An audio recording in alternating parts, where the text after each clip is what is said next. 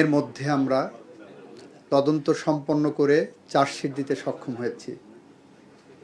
25শে মে থেকে 31শে মে পর্যন্ত সরকারি ছুটি ছিল।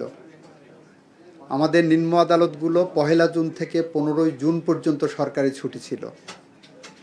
সরকারের পক্ষ থেকে মাননীয় প্রধানমন্ত্রী বলেছিলেন আমরা 1 মাসের মধ্যে বিচার প্রক্রিয়া সম্পন্ন করতে প্রতিশ্রুতিবদ্ধ। আমরা ইতিমধ্যেই আপনারা দেখেছেন নিম্ন আদালতের বিশেষ করে শিশু ট্রাইব্যুনালগুলো যেগুলো সারা বাংলাদেশে আছে, শিশু ট্রাইব্যুনালগুলোর 1 জুন থেকে 15 জুন পর্যন্ত যে ছুটি ছিল সেই ছুটি বাতিল করার জন্য মাননীয় প্রধান বিচারপতির কাছে সরকারের পক্ষ থেকে প্রস্তাব পাঠানো হয়েছিল এবং মাননীয় প্রধান বিচারপতি তার সদয় সম্মতি জ্ঞাপন করে সিদ্ধান্ত দিয়েছিলেন যে বাংলাদেশের শিশু ট্রাইব্যুনালগুলো এই ছুটির আওতার মুক্ত থাকবে, যার ফলে আমাদের পক্ষে সম্ভব হয়েছিল 24 তারিখে যখন চার্জশিট দেয়, চার্জশিট দেওয়ার দুপুরের দিকে চার্জশিট দিয়েছে, বিকালের মধ্যে সেই চার্জশিট সিএমএম আদালত থেকে সংশ্লিষ্ট ট্রাইব্যুনালে যায়। 24 তারিখেই সংশ্লিষ্ট ট্রাইব্যুনাল আপনার 1 জুন চার্জ ফ্রেমের জন্য দিন ধার্য করেন। এর মধ্যে অন্য কিছু ফর্মালিটিস থাকে, যার একটি হলো আসামি পক্ষ কোনো আইনজীবী দেয়নি বা ঢাকা বারের সিদ্ধান্তের কারণে কোনো আইনজীবী আসামি পক্ষের দাঁড়াতে হয়তো সম্মতি দেননি। যে আইনে মৃত্যুদণ্ড থাকে আমাদের বিধান হলো রাষ্ট্রপক্ষ থেকে আসামি পক্ষকে একটা আইনজীবী দেওয়ার।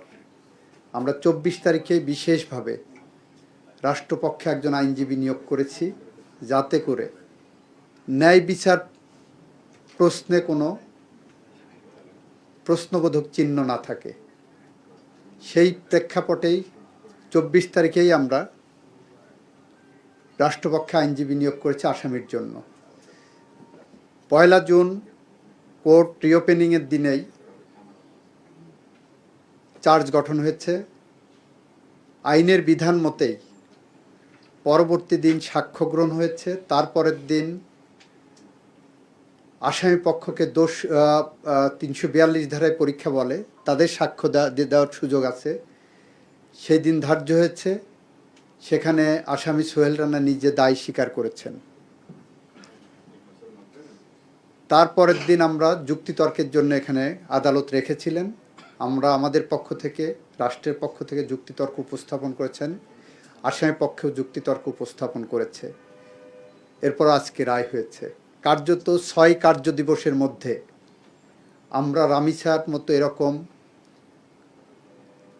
বেদনাদায়ক একটি ঘটনার বিচার করতে সক্ষম হয়েছে। এটা বাংলাদেশের ইতিহাসে প্রথম।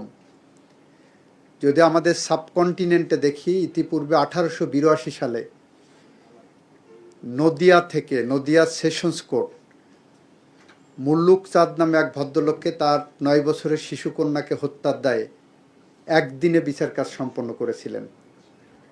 সেই জায়গা আমাদের এরপরে আর এত দ্রুত সম্ভব না। আমরা আইনের প্রত্যেকটা ধাপ পেরিয়ে আমরা 6 কার্য দিবসের মধ্যে বিচার প্রক্রিয়া সম্পন্ন করেছি এবং এই বিচারে এই ঘোষিত শাস্তিতে আমরা আপাতত সন্তুষ্ট। আশা করি এটা উচ্চ আদালতে গেলেও এই রায় কার্যকর থাকবে।